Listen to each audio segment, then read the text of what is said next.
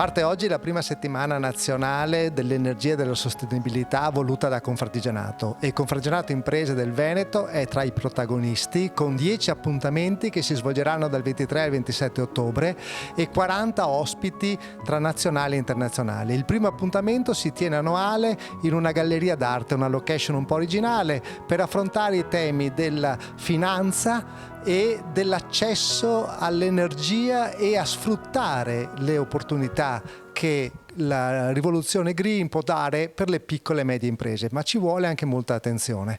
Quindi questo appuntamento apre a una riflessione a 360 gradi che Confartigianato Imprese Veneto vuole sviluppare attraverso questi appuntamenti, che toccheranno i temi della sostenibilità, dell'energia, del riciclo, del riutilizzo, tutti i termini che sono declinati in maniera straordinaria dalle piccole imprese, ma devono imparare a farlo meglio e soprattutto si devono attrezzare, e Confartigianato sarà al loro fianco per fare questo grande passo. Ambiente, sicurezza, energia, sostenibilità sono parole chiave che possono valorizzare le piccole imprese.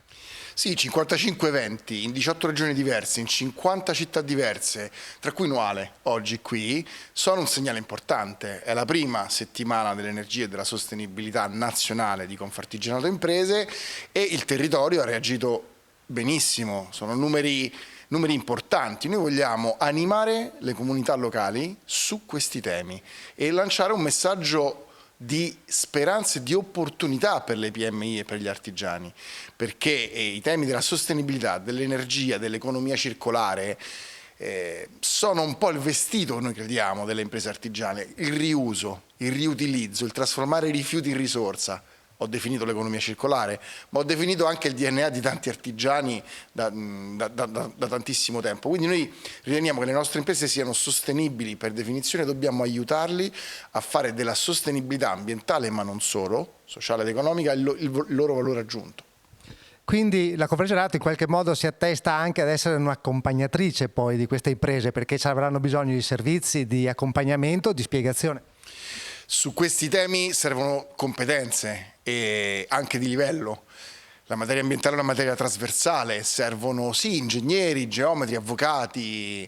Confartigianato si propone di accompagnare l'impresa in questa che deve diventare una transizione giusta. Si parla tanto di transizione ecologica, transizione energetica. Oggi entreremo anche nel merito del wording di questi termini, ma le imprese vanno accompagnate e Confartigianato si propone come loro partner e sta cercando di alzare un po' l'asticella dei servizi che in campo ambientale offre, non più il solo adempimento ambientale, ma un vero e proprio servizio di consulenza alle imprese. Le piccole imprese già oggi fanno difficoltà a accedere ai finanziamenti, al credito. Adesso con la sostenibilità e con le ESG ci saranno maggiori difficoltà o più opportunità? Ma sicuramente purtroppo più difficoltà, perché le imprese, se non iniziano a incanalare le loro riorganizzazioni aziendali verso la sostenibilità e quindi verso l'ambiente, verso il sociale e verso la governance, avranno probabilmente più difficoltà ad accedere al credito. Perché? Perché le banche andranno sempre di più ad analizzare le imprese sotto questo punto di vista, quindi verificare che oltre all'ambiente, che come sappiamo è la parte più conosciuta, ma probabilmente un terzo comunque di quella che è la sostenibilità, dovranno rispettare anche la parte sociale, quindi dimostrare la loro capacità di stare di dare attenzione ai dipendenti, di dare attenzione al territorio, di dare attenzione comunque agli stakeholder. Dall'altra parte la governance e quindi la capacità degli imprenditori, anche micro e piccoli, di distribuire bene al loro interno la governance dell'azienda, cercando di guidarla verso un atteggiamento più sostenibile sotto tutti i punti di vista, e quindi non solo quello ambientale. Ecco, le banche andranno via via a calcolare dei rating interni o dei rating che magari comprano all'esterno di sostenibilità, e su questa base diranno semaforo verde o semaforo rosso, ma all'inizio sicuramente anche qui vedremo una leggera contrazione del credito verso le imprese brown, perché avranno dei tassi molto più alti rispetto alle imprese green. Solo in una battuta, è una cosa come tutti pensano che sarà lì a divenire o è già oggi una realtà e quindi bisogna attrezzarsi? Ma l'agenda è partita, le banche dal loro punto di vista stanno lavorando in maniera direi abbastanza veloce. Diciamo che dal 2030 al 2035 c'è un semaforo che diventerà giallo e poi dal 2035 in poi secondo me se le imprese non saranno green purtroppo non potranno accedere, così come noi come privati quando avremo un'abitazione che non è green non potremo né venderla né affittarla. Energia, ambiente, ma le piccole imprese come possono cavalcare questa situazione? Perché in alcuni aspetti possono essere penalizzati, in altri magari possono essere invece aiutati a emergere. Noi veniamo da una fase storica in cui le risorse si sono concentrate in pochissime direttrici di sviluppo, caratterizzate dalla maggiore facilità di commercializzazione dei prodotti e dai maggiori ritorni.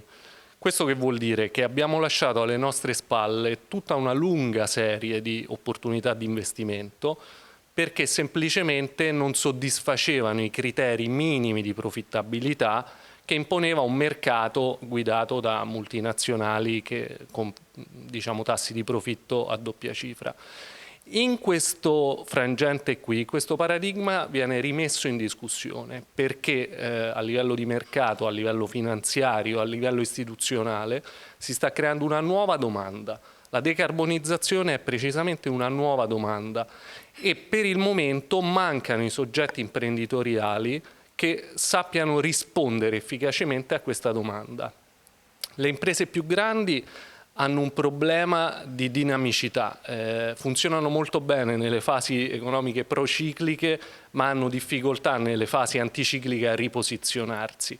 Quindi per i prossimi 3, 4, 5 anni si apre una finestra incredibilmente ricca di opportunità per le piccole e medie imprese che invece hanno la possibilità di riadattarsi in maniera molto più agile e più rapida e possono andare alla conquista se non dei mercati globali ma di nicchie ad alto valore aggiunto.